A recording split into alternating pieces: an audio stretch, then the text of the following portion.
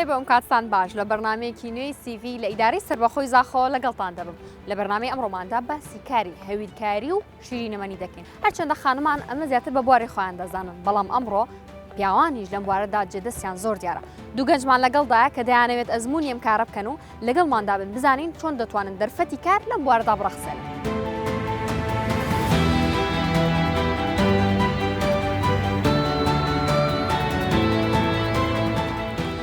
چاوەڕێ ئەو دوو گەنجەم کەمێکی ترەگەنە ئێرە ئەمێت پێ کۆبچینە و کارە تاقی بکەینەوە و ئاخۆ وەرەگیرێن لەو کارە یان نا نیای سەرکەوتنیان بۆ خوازم چاوەڕێمان بن پێکەوە ئەچینە و کارە لە تەواوەتی تاقیەکەینەوە با بێن بزانین ئەوان کێن خۆیان بناسێن و بزانم بۆچی لەو ئەو کارەدام کاریان هەڵبژاردەوە. چۆنن ئەحواڵتان چۆنە؟ سەرشەوە گەلێک ساڵی زۆر سپاس هەزەکەم پێشەوە تۆزێک باسی خۆتانم بۆ بکەن سیڤیشتان پێیە توانم سیڤەکانتان وەرگرم؟ تمام فەرموو دەست خۆش خۆشتر حەزەکەم تۆزێک باسی خۆتانم بۆ بکەن تمام درستە دەست پێکی بخێراتونەوەتکەین و سپۆس بۆ کاف دەلیڤەوە دایەمە کام گەل هەوە بۆخەبین ئەس عەلی بەهزە سلێمانم خەڵکی زاخۆمە تەمەنێ من 22 ساڵم ئەزل زاخۆ دژیم و طبعا ئۆکنجیە زاخۆمەم نسبت خواندنێ من خواندنە بدومایت ئیناتی هەروەستا من پۆلۆ دۆزە بدومایت ئینات ئەچمە پەیمانگەهێ و سپۆس بخۆدێ الحەمدلله هەزار جۆرە من پەیمانگەهێکی بدومایت ئینات و دیگەل هەندێ ئەزش ئەوەلێت گرۆپێ خۆ بووم ئەڤەژی تشتێکی گەلێک بۆش بێ بوو من یعنی ئەچێن بژمەتە تشتێکی بۆش مدژیۆنە خۆدا کرد سەبارەت خواندنێ و سەبارەت عەلمی وهاتە دمایت طبعا علمە بدومایت ناوێتن کەسە خلاص نەکریە بەس بۆیە گوتی هەندی مرۆڤ زانەتن بۆ مرۆڤیا باشە. کاک هەیەز بەڕێزێ باسێکی خۆتمان بۆ بکە. ناوی مایاس ئازاد محەممەدە ئەساگنجێ زاخۆمە هەر ژبەری هنگیژم هەر حەزل شیرینەوەی هەبی خواندنیژی حت یەکی سەرەتایی تا نایم خواندەوە پێشتر ئیشی چیت کردو پێشتر هەر ئیشیم شیرینیم کردووە و هەر حەزم لە شیرینیش. ئێستا باشە بۆچی واز لەو کارانەی پێشوت هێناوە بە پێسیڤەکەت بە ئیش زۆر کردووە بۆچی واز لەو کارانە هێناوە؟ وەخت ینی هەر وەختێکە مرۆڤ هەندی شولێکە بزانێت هەندی مهێنێک زیاتر بێت بۆ مرۆڤی چێترە کو مەسەلەن بێگابێکە دەم خۆشولی شیرینایە بتنێ بگری ئەو خەلاتە چونکە مەسەلەن بێگابێ شیرینەوەی و هەر تشتێک تەبەق تەبەقە مەسەلەن تۆ پێشتر کاری شیرینی دروست کردووە بەس ئێستا ئەتەوێ ببیت بە وەستای شیرینی وەستای شیرینی ئینشاءڵڵا هیوادارم ئەمڕۆ دەرفەتێکی باش بێت ئەوشکەوتەوە سەرخۆت. حەزەکەم زانم تۆ بۆچی واز لەو کارانە هێناوە کە پێشتر کردوتە؟ طبعا ژیانێدا مرۆڤ گەلێک شولۆت کەتن شولێت بچیک و شولێت مازن و بسۆنا هەیە بزەحمەت بەس مەرەم ژێ ئەونینە مرۆڤ دەبووچی شولی هێلەتن یان دەبووچی باتاڵ کەتن مەرەم ژێوە هەندی وێڤەترە مرۆڤ خۆ پێشت ئێخیتن بەرەف قۆناغێک دیتر بەرەف پێنگاوێک دیتر بەرەف حەزەکە دیتر یعنی ئەلدمۆی ئەس بوتە بەحەزکەم هەروەکی تەگوتی وە گەلێک شولکردن بەس وە هێلا مەقسەد ژێ چییە حەز دماهیە مرۆڤلوی تشتی زبرتن ئەی حەزە مرۆڤیل سەر هەی باشە پێتان وانە بۆ نمونە ئیشی زۆر لە شوێنی جیاواز باشترە یاخود یەک ئیش بکەیت بەڵام چۆنەڵی قوڵ بیتەوەتیە و هەر لەو ئیشا پسپۆری تۆزانی چۆیە ئەدوێ گۆڤێدا گەلێک شولەتین و گەلێک جێتین مرۆڤ گەلێک گەلێک جهۆ شولکردن دەکۆ شولێک مازبیت ئەبدەست خۆ بێخەتن یعنی نکەمل گەلێک شولە شول کرد و فلان و بهوام إلى آخره الدماغ ده اختصاصه که شوله که مازبی ده بخوشه گرم دست بعدش با شوله ما بتن نه شوله کسی که بتن از خالقه که پروابم از هندک شباب پروابم هندک گنجا پروابم فجأة کچا هندک پیویام فنا أو جهروس. بله. کاکیاس حزکم بزنم تو چهارانه که تهیل برنامه امرو و پیش بینیه کی دواتر بگی بو هلی کار امرو در فتیکار لخوت رابینی که در فتیکار لام برنامه و بدسقیم. هر کارک هبت يعني هكا تحزل سر هبت نكو شيريني هر تشتش تايبت مثلا بقابي بيجن شيريناي يعني حزم هر سر شيريناي بي يعني بيشتر هر شو شيريناي كرده يعني استا مدبت از ما هوستاي بخلاوي تمام بقابي هر حزل سر مثلا شيريناي وشيريناي يعني بقابي هر حزمنا سر هندي جوانا يو خطان تمنتان زورنية جنجن يعني بلم جنجيا ببي بسبور ببي بوسطة إلى 8 صالي شو صاليها بن بتشي طبعا شوني خود او قاعده بي لواكي تو شوني خود دروس بكي طبعا دواتر هلي كاربو او كسانا بدو استك لواريا بلن بين اگر روجك لروجان بون بخواني كاري خوتان تنها نقرن بدو او كساني كبسبوريان هي بوكو تشانس بدن بو كسانش كا حزيان لي بين نوارك وفير يمكن نك بتنها ايو تشاوري شد باللان تمام دست بيكي هر وكي اختنا تاغوتي چندین شول مکردن یعنی امتدانه بس پر بین حتی مکردن بله. یعنی الکافتریا و گلک جهدی متدا شول کردن هر واسه شیرینای ما بس پوری تدا نبی ما شول نکردی چند کسی که عمل دف خدا نشولی هیدی حتی ام عالمی نشولی اشنی عمل دیفوی شولی گریان یعنی مقصدم الوی چند داد چیه نکن مثلا شولک مهبی بله. و اما به وگیری دای نخر بلکه اتناف گلک شولا دا مشول کرد و هم دیف چون و هم ماندی بین دمایی که یک شول ما بخواه کرد او جی ئەو دۆزیەوە درست آنو که هم بحثلت که این کاکە بله هەست تۆ چۆن بوو بڕیارەدا لەم بوارەیە خۆت بدۆزیتەوە و بواری شیرینی و کیک هەڵبژێری تمام هر سرطان يعني هر بيشتري باسكر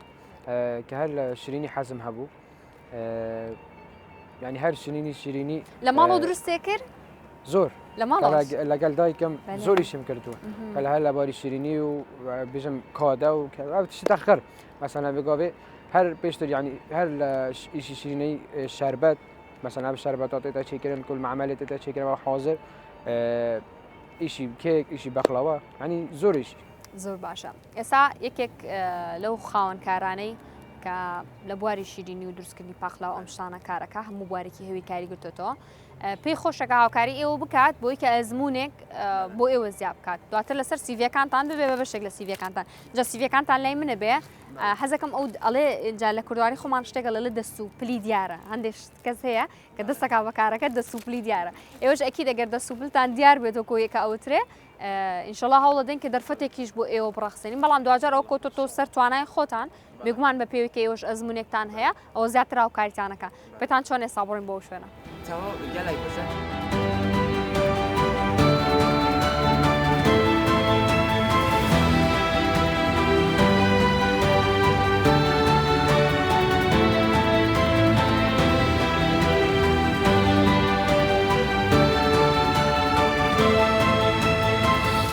چۆنی کاک ژێدار ئەحواڵت چۆنە چانی باشی دوادارمەر باشی سپاس دەکەم کاک عەلی و کاک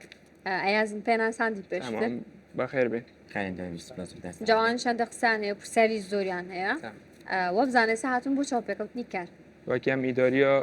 شیریناهی کارگاه چوکاس و این چه شواری دا زانین چه واری دا کار دکن برای دست بکم سپاسیات کم بو برنشتنه و در خدمت مکان با خوبین دپی خوشحال بم اگر از گل هوا شول بکم نسبت شولی من المرتبات شول کری بس حزمم پتر سرهنده اگر از البور بقلای دا کار بکم بلکه از پتر تشتی درخم هین پتر تشتی درخم یعنی هم هر دو دیگه هن انجامه که تشتی که باش درخ تمام و چند شوید بقلای تو زانین گلک شوه اتظنم نکه مثلا شوه که گشتی گلک نوعد بقلای تنگ بس با هدی خود هست که اگر ما پیک و کار کرد دیتشته که جواز ده درخین کاکای از با چه واری دا کار دیگی درسته برا سپاس بوا برده فتا دائما بگم بین گلو جناب یاری نخواره باری شیرینی ها یاده شرزای هی و گریجی مدیال دفعه کار کم جاره که باری که کاده راست فرد باری که کاده و نقشه مثلا دیکور کنه نه تانی مثلا و با هر تشتاقی جا راستیم مثلا بگم به حضرت سرچ شولی هبد اجباری هر مشغول شیرینی ها یا کری مثلا چه کیک بد چه بقلاوه بد چه یادی بد هنوزی چیزی بس مثلا بگم پدر حضرت سر هوستای کیک آن مثلا تمام و چند شوید کیگا تو چگی هر ویگاوی مثلا دیف حزاتت مینه تو زاقتت مینه مثلا یعنی هر دیکوراکی هبت و هر فصاله که هبت راسته هر دیکوراک و هر تشتاقی ببید همیشه موادره کاک ژێدار کە کەسێک دێتە ئێرە بەو جۆرە سەرەتا چاوپێکەوتنی کاری لەگەڵاکەن دست پیکی هم وردیرن یعنی رینشتن تستی پیکن. تست پیکن و رینشتن و چه شواری زاند چه چند دیکورا زاند چند تشتا زاند یعنی که وقت علی گویی شیوه بغلای کار کم چند نوعی زاند چکروش بروشه نوع غریب ترم چید کن درسته. و مشتری پتر پیوتت ئەگەر گیردم کەسێک نەیزانێ بەڵام حەزی لە بوارەکە بێت بڵێ بێم لای ئێوەمێ فێر بم و ئیشم دەست پێ شتیوا هەیە یا هەرێ بیزانێ بس کم یعنی چتیوی یعنی بعد دست وسطای مترک شول کت بس شوله کم دی که دست پیکی حتی هدیه فیر بد دوایتر ئەچێت بەرە وەستا ئەوێت برای شیفی وکار ئێستا ئێوە لێرە لە هەم دوکانەکە لەگەڵ سەرۆش کارگەیە بله بە هەردووکی چەند کارمەندتان هەیە 22 کارمند ما هيا هەمووی کوردن نه 5 کارمند يتركن وأيدي حمي خلقي زاخونه داوامکردن لێرە چۆنە پێما هاوڕان شەمان پرسیارانەیە 5 سحاره حتى تشاري ايفاري شول دكت ووقت هيا يعني 12 حتى يكي استراحة هيا دم خورنه و خورنه یعنی استراحت ده شوری و کارت کتوه لازم چاری واره همیتش حاضر بد چه بغلوا بد چه کیک بد چه طلبی بد لازم همین جاهز بد بو مشتری آماده کری بد یەک پرسیاری ترێک کەم زۆر جارەوترێت بابەتی موچە بابەتێکی شخصیە بەڵام ئەو کەسانی کە حەزیان لەم بوارەیە سەرەتاکە دەست پێکەن چۆنە و چۆن وا بکەن موچەکانیان زیاد بکات وەکی منو کە گەلگاک علی ئاخەفتی ڕۆژانە تشتی جێواز چێکت یعنی ڕۆژ بۆ ڕۆژێ پتر تشتی چێکت و تشتێ غەریب چێکت هینگێ چ سەر تشتی جێواز دەرێخت وەکی حەزا خۆ دەرێخت و یعنی چەند قوات هەیە هەمی دەرێخت عەتا تشتە چێ بێت بۆ ڕاتەبی کاک ژێدار ئەمانەوێت ئەمڕۆ هەم تستێکیان بکرێ سەرێکی سیڤیەکانیشیان بکەیت و پێیان بڵێ لە چ بەشێک ئیش بکەن و سێریکیان بکەی بدانی لە شازی ئیشکردنەوە چۆن و وەکو تستێک سێری بکەین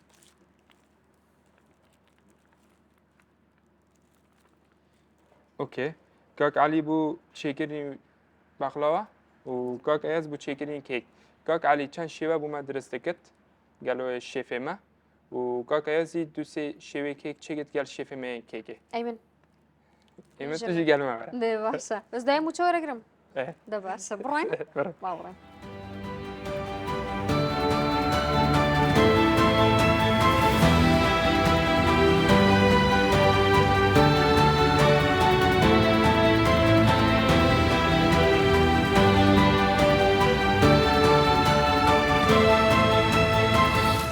ئێمام سام کێکانە دروست دەکەین بەڵێ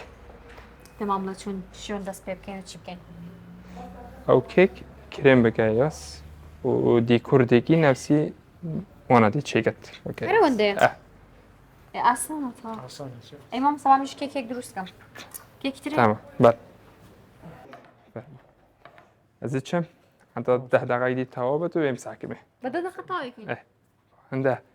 تمام دیکورا و حەسی تەڵەبی وایە بجا چه دیکور و چه فەسەڵ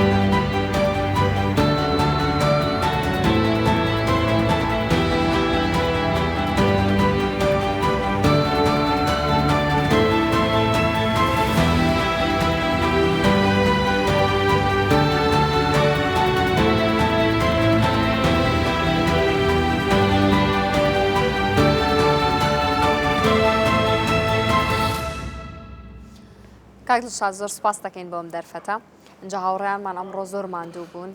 خۆش لە دوورەوە سێری ئیشەکانیانە کرد و فیدباکیشیان لێوەرگرت و حەزەکەم بزانی ئەمڕۆ چۆن بوو کارەکەیان لە چه ئاستێکا بوون و پێیان بڵێیتەوە کە ئەتوانن چیتر بکەن طبعا من شولي جماعة همية ديت تقريبا وانش جاشت من كاك اياس السر كاريكيك وشولتكم طبعا دست بيكا بستريسا هاي قناقة هاي سر شولي او لازم اسبوع تقريبا 2 اسبوع شول كتن قال هوستا هذا دستي بك بتسر باشە کاک هەیەس ئەمڕۆ چۆن بوو یەک ڕۆژی تەواو خەریکی دروستکردنی کێک بووین پێکەوە من ڕکەبەرەیەکی باشمان کرد لە یەکەوە پێ دوایە کێکەکەی تۆ جوانتە بیاوەی من باش بوو ئەوەی من باشتر بیاوەی تۆ هیتۆ باش چۆن بوو ڕۆژەکە ڕۆژیەکەم بوو الحەمدولیلا لەگەڵ وەستاکان ویشمان کرد سەرەتا بوو ینی دەستپێکی هەر گازم دەهێبن و ئەوی خەڵەتی دەهێبن بەس چ هەکە فکسۆمری هەر سەروی شولی بێت طبعا دێ ڕۆژێ چی هەندی وێبەتر بێت جانتر بێت و تەمان دێ باشتریژی بێت پێ دوایە چەندێک دەرفەتە ئەوێ بۆی کە بە تەواوەتی ناو ئیشیا قاڵبیتەوە دەرفەت هەر شولەکە بێت بێگەڵی مەسەلەن هەکە بەس فکساتە سەروی شولی بێت تیزیکۆ گیری مثلا پێدی وەختی نابێت پێدی سەرچە دشتی بە تیزراتە فکساتە سەروی شولی بێت کە چ شول بنەن کە مەسەلەن بەس شیری ناهی هەر چ شولێکی هەبێت مثلا بەس فکساتە سەر بێت و تیزیکۆ گیری درستە ئەوش کێکەکەی منم زانە کێکەکەی من جوانتر دەچویانەوەی کاک ئەیاس أبدا أكيد كاك إياز شكله بە چی ئازانی أيوي من سي في وي داديت طبعا خبرة هاي جبالي إنه قال كارجا شو الكري بەڵێ وبيج طبعا تظني دسبيك كيتيتا زۆر جوانە جوانا ئەیفرۆشم ئەلێدایانم ئەیفرۆشم دفرش ده خد اودي قال لي ما يتفروتني چەنەکەەوە من چەنەکە 10,000 دهزار باش ئایپێنی بێوێ فرۆش مەگەری کڕنەوە انا عندي فروش ان شاء الله باشە سەبارەت بە کاک عەلی حەزەکەم ڕایەکی خۆت پێ بڵێ کاک عەلی مە شیرینیەکانی تۆیە بەڵێ کاک عەلی شیرینیەکانی چۆنە خدي باني اللي تنتست بكين هذا بزاني دیالە فەر طبعا اف من ديجل تشك اشكال هابي اشكال قال قد كرنا بقلاوي هابي او جي ام هنديش ماتت ما هو ستايل تركت هاي ام كارجاش ناي تشوكوس هو ستايل تركتين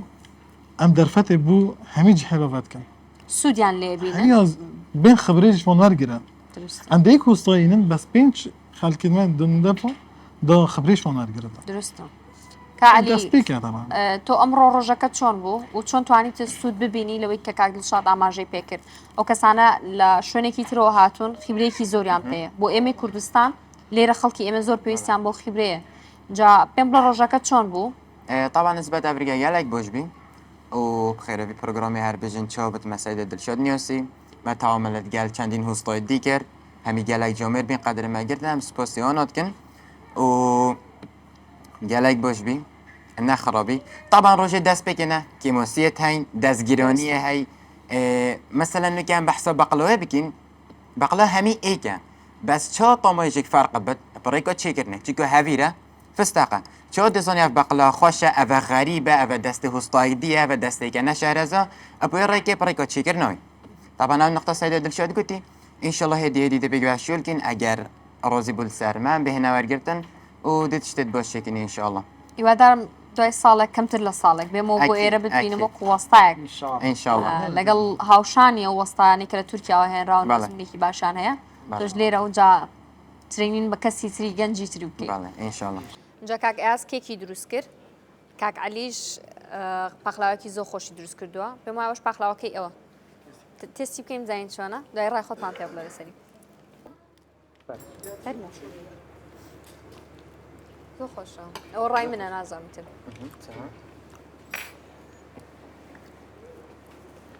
چۆن بوو نسبة بقلا أبا تستك داس بيكي بما كريم لە تستی کرێ؟ شابێ ئەوەندە چاوان؟ باشیش دەرچێت ئەو خۆ گەلێک بۆ خۆی خاڵێکی ئەرێنی زۆر باشە بالله کاتێک تو یەکەم ڕۆژ دەیت و لە بوارەکە خەریک ئەبی ئەکید ینی چاوەڕێی ئەوەندە شتێکی باش لێ ناکرێت راستا لا ان شاء الله مادام عزوي سر هندي هيا كوب عالمتهم يتشتاق باش بشيش جامە سیڤی هاوڕێیانمانە حەزەکەم سێریکەن و پێشم بڵیت مەرجی سەرەکی وەرگرتنی کەسێک لە کارگەکەی ئێوە چییە؟ ئەبێ لە سیڤەکە چی نووسرابێت بۆی کە بتوانێت لێرە کار بکات طبعا مرجوي او كود بيت هر كاسة تقديم كسي ياخذ تقديم كت بەڵێ. انا قال البيت هم بيتشاك خبري هبتا بالي هنجي شو الكربتان ئەخر ئەو خیبرەیە چۆن دروست بکە ئەگەر شوێنێک نەبێت دەفەتێکی باتێ یەکەم جار فێری بکات لەکوێ ئەو خیبرەیە بێنێ قال كارجي دي شو التقين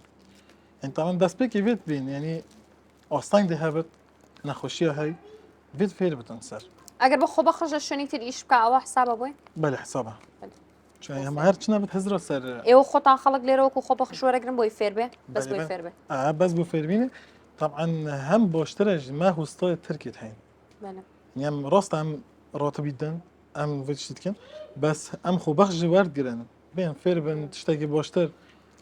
چن سرکار گیدی شد کن چل گلمه شد کن يعني اگر زیرک بتنو اگر کیر خوبه دل گلمه شد باشە حەزەکەم بزانم چۆن ئەتوانی هاوکاریم دوو گەنجەی ئێمە بکەیت و چیت لە دەست دێ بۆ ئەوان وەکو دەرفەتێک ان شاء الله اف هر دو كاجي وكو ديج يعني هر كاسه بيتن سي بياخو تقديم كن دست بك يم صح كن وكو اداره خدي حس كن ده بتهنيجي حتى بازدار وجد بنت تيستي بابا 15 ڕۆژ لە تێستا بازدار وجد تيستا وهر كاسه بشتي بروجرامي بيجي بالبروجرام خۆی بسەلمێنێت سلميا خلاص الدفع مشوك دەی پیرۆزە زۆرم پێخۆشن ئێوە هیچ پرسیارێکتان نیە لە کاک دڵشاد ئەوەی تراتونەتە کارێکی نوێەوە و دەرفەتێکی باشە بۆیەوە و ماوەیەکی کەمتان لەبەردەسا بۆی بتوانن زۆر بە باشی خۆتان بسەلمێنن سيدة بسيارة نك يعني الجلك جهم شو الكري ما مشكلة هبيت قلبي تشتي أو أم خرابك يعني مثلا نك بقلا متشكر دستم ده خراب يعني دستم ده صوت مثلا أزبيج مجبير كر مود فرنيدا صوت وطبعا تكلفة جالك وزحمة بالكي شاندين عملة دي نص طيدية ئەە چۆ تێتە حالکردن طبعا مستواكي كوك علي قلتي أم مجالي تهلم بجنجي بلا بالسيني صار تكليفة قالك لما كيف استغ جرانا بمشتركي ترونا جرانا تشتركي بس شنينا بلا خراب كت بوشي دا بشت بينقذك باشتر بابيتن يعني اگر من سر حساب كده باشي دي فكرة نامي سنة ديش والله خلاص ديش كيسة ما تشتغل بس نه بلاش ما بتشت بس فير ببل فير بين مهم ترى ڕاستە پارەش ناکرد بەس فێربی مهمترە زۆر باش وەکی دی هاریکاریا هەر کارمەندێکت مەسەلەن تێتە vێری شۆلت کرد هاریکاریا ئەو هۆستال گەل شۆلت کرد مەسەلەن هەر تو خودانێ vê کارگەهێ هاریکی وهەیە و هاریکاری هەیە گەل ئەوی کارمەندێت جدید لەفە شۆلت کرد طبعا ما هاریکاریا هاي از خود يعني شخصيا قال له استاذ اخفم ڕاست از دي بارك زيادة دمي بس شي مرجكي بوم في جانجي فيركت اسبوع ما حبت روجتين وفي النوف ده هيا وفي الماذ مانجدا دونه باشە دوو ڕۆژ ئۆف کەم نییە کەم نیە ئاوڕێن دروج بس افيري انك جهك عائليه ئۆفەکانتان پێ چۆناڵێت لە مانگێکا دوو جار نسبت ئۆفۆ ئەمشن دەچێتە درچەش بەڵام بگابی مەسەلەن هەکە هەر تشتێکی هەبێت مەسەلەن بگابی تۆزیە هەی سەردانە هەی نیساخیە هەی بێت هەر تشتێکی مەسەلەن بگابێت چێت بێت ئەو هەردوو فێت هەیڤێدە مە بخواکردن از حوجه ایک دیبی مثلا شتا صابر مثلا کنساخیه کا توزیه کا سردان افش تا بتبن جا کاش و چوانه طبعا دف ماذا خلاص هندي توزيا ونساخيه مش مشكله لينا اما جالي دني وش بلي هندي او يدقوا فيت هين او بيجابوا كيف خضر كانت بس هندي نساخيه ندس معها درستها وش تشكي ما هي تجيب ايك بيقرد بر هەندێک کارمەندی مەزیدانە چکە یەک دۆ جەیەکە بگرێت زۆر باشە دەستان خۆش بە هاوڕێیان من زۆر زۆر سپاسیەوە خۆشحاڵ من زۆر دڵخۆشم بۆی کە توانیمان هیچ لەبێ لە بەرنامەی سیڤی و دەرفەتێک بۆ ئێوە بڕەخسەنی بێت گەلو دوو هاوڕێمان حەزەکەم دەرفەتێکی کەمان بیتێ بە کۆدی سیڤیەوە ئەو کەسێکە لە بەرنامەی سیڤی لە زاخۆ بێت لەگەڵ ئێوە کار بکات و دەرفەتی بن درستە هەر کەسێ بی پرۆگرام ببین پڕێکەوە بێتن ئەم دێ ماجالی بۆ هێلن بلا بێت بن بۆرە تێستێ دابێت ئەگەر بۆش بۆ کێرماتم دێدن شو هەر کەسێک لە زاخۆ هەر کەسێک لە زاخۆ دەیتەوە هیوادارم هاوڵاتیانمان لە زاخۆ سەردانی لای تۆ بکەن و تۆش ئیتر وعدەکەی خۆت ببیتە سەر ئەگەر فێرکردن بێت وەکو تێست بێت وەکو فێرکردن خۆ بەخش بێت تەنانەت وەکو گەر کەسێک باشیش بوو توانین دەرفەتێکی بۆ بڕەخسەنی و لەگەڵ ئێوە ئیش بکات طبعا ئەمژە حەستکن بێن ئێمە لەقین ما قالك چهار لقمة هەن دهوک و زاخۆ ئێمە هەر مستمر محتاج بن کاتە ئاسایی ئەگەر لە دهۆکەوە بێن دهوکش مشكلة هلا قيمة دهوكش هاي ئێوە هیچ قسێکتان ماوەتان لە کۆتای ئاماژەی پێ بکەن سپاس دمای کەمی بێژن سپاسیا پڕ ڕۆژنامەوە بکەن ببورن کۆمە ئیسحاجەوای گیری و هەکە زەحمەت داین هەم سپاسیا کاک دڵشادی دیکەن کاک دەرفەتە دایمە و ژدر سپاس بۆ هەر تشتێک جالك سبوس بوم وبهار تشتكي أو كل شيء طبعا جالك بي أم سبوسيات كن سبوسيات سيدو دلشود كن نب در فترة دايما إن شاء الله نعم وبشيمان كن نعم سيدو دلشود بشيمان كن دوشي لك باش بيج بكن إن شاء الله سەڵا دەست خۆش کاک دڵشاد ئەو کێکەی منیش دیارە کێکەی من درستگرە دیارە بۆ ئێوە باشە زۆر سپاس بۆ ئێش کە تاکو ئێستا بینەری بەرنامەی سیڤی بوون وتەیەکتان بۆ بەجێڵم هەر کاتێک کە سەردانی کۆمپانیایەکەکەن سیڤیان پێشکەش ئەەکەن ئەوان پێتانەڵەن لە تێستا بن نیگەران مەبن لەو شتە ئەوانیش مافی خۆیانە کە ببینن ئێوە چه هەوڵێک ئەدەن بۆ بەدەستخستنی ئەو کارە بەلەبەرەوە ئەوە باشترین دەرفەتە بۆ ئەوەی کە بیسەلمێنن کە چ توانایەکتان هەیە چ حەز و خولیایەکتان هەیە و چۆنی کارەکە ئەنجام دەدەن تا بەرنامەیەکی دیکەی سیڤی بەخواتان دەسپێرم